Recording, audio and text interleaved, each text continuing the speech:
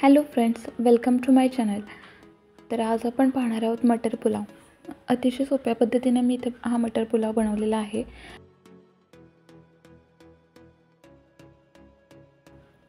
तर यासाठी इथं मी 2 कप बासमती तांदूळ घेतलेला होता आणि तो एकदम स्वच्छ धुवून घ्यायचा आहे आणि त्याला एक 15-20 मिनटं भिजत ठेवायचं आहे. आणि इथं मी एक मध्यम आकाराचा कांदा उभा चिरून घेतलेला आहे, एक छोटासा टोमॅटो बारीक कट केलेले, थोडीशी कोथिंबीर आणि एक वाटीभर मटार घेतलेले आणि इथे एक पेस्ट तयार केली आहे. तर मी इथं जास्त क्वांटिटीमध्ये केलेली आहे, पण राईससाठी मी सांगते. 2-3 हिरव्या मिरच्या, 8-10 लसणाच्या पाकळ्या, एक छोटासा आल्याचा तुकडा आणि कोथिंबीर याचं पाणी टाकून थोडीशी पेस्ट करून घे. सो इथं मी नॉनस्टिकचा पॅन घेतलेला आहे, पण तुम्ही एखाद्या कढईमध्ये किंवा जाडबुडाच्या पातेल्यामध्ये एक चमचाभर तेल घ्यायचं आहे, मोठा चमचा, आणि त्याच चमच्याने तूपही घ्यायचं आहे. सो तूप वगैरे मेल्ट झालं की यामध्ये एक दालचिनीचा तुकडा, थोडंसं तमालपत्र, एक वेलची आणि 4-5 लवंगा, आणि तुम्ही काळं मिरंही वापरू शकता. आणि जिऱ्यामध्ये इथं मी अर्धा चमचा जिरं आणि अर्धा चमचा शहाजिरं घेतलेलं आहे. सो थोडंसं परतायचं आणि मग यामध्ये थोडंसं हिंग टाकून घ्यायचं आहे.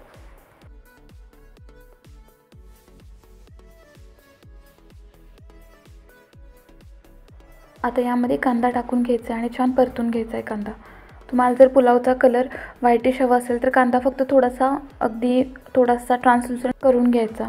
सो इथं मी कांदा छान लालसर परतून घेतलेला आहे आणि यामध्ये तयार केलेली जी पेस्ट आहे त्यातले मी 2 चमचे टाकते आहे, पण तुम्ही कम्प्लिटली जी पेस्ट आहे ती टाकायची आहे. आणि मग थोडंसं तेल सुटायला सुरुवात झाली की यामध्ये बारीक चिरलेले टोमॅटो घालून घ्यायचे आणि छान मॅश करून घ्यायचे टोमॅटोला.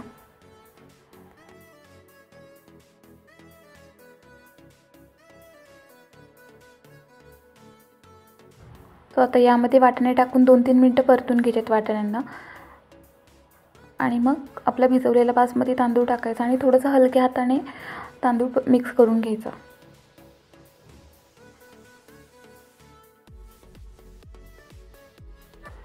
यामध्ये चवीनुसार मीठ आणि 1 चमचाभर गरम मसाला टाकायचा.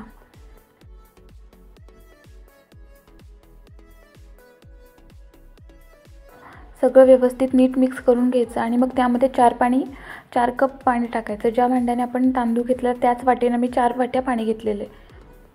सो हे पाण्याचं परफेक्ट प्रमाण आहे, पण थोडंफार कमी जास्त लागू शकतं तुम्हाला.